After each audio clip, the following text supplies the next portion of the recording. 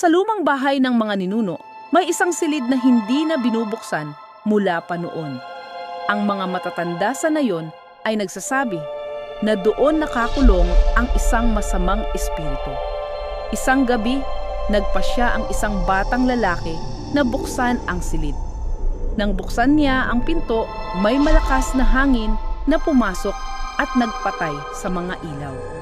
Sa kadiliman, nakita ng batang lalaki ang isang matandang babae na nakatayo sa gitna ng silid.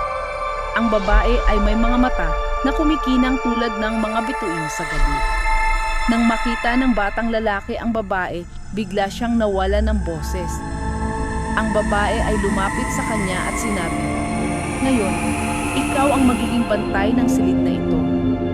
Nang sumunod na umaga, hindi na nakita ang batang lalaki.